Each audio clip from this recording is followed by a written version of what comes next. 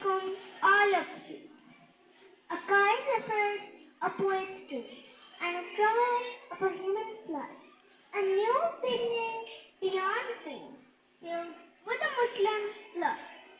Respected principals, my lovely teachers, and my dear fellows, happy Independence Day to all. Respected sir, as you all know, we are gathered here to celebrate the 76th independence of our whole land, Pakistan. We have got Pakistan as a group and as a reward, or beacon, or struggles and untold miseries suffered by our forefathers here. Independence is truly no lesser than a great blessing. You can really feel a sense of independence and freedom while breathing under the fresh air. We all stand protected because of this independence. Dear sir, before we move ahead to discuss what to be done for tomorrow, it's mandatory to shed some light over the hard work, dedication and struggle of our forefathers in the great cause of independence.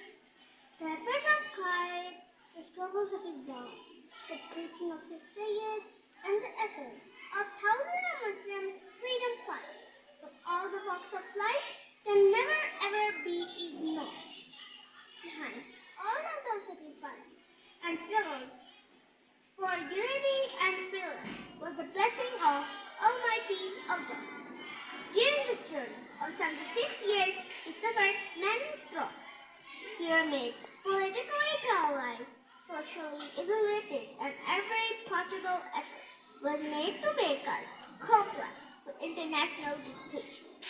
But we still survived. Alhamdulillah. Dear sir, it is quite disheartening to say that our land is facing numerous challenges: poverty, terrorism, unemployment, youth mismanagement are to name a few. So now we should promise to each other that we have to work out against all of these challenges. Let's work, let's unite, let's turn into such a sublime and solid entity that should embitter and spoil every nefarious tactic of our faithless fight. Raise your hands and say loudly with me, Pakistan Zindabad. Thank you.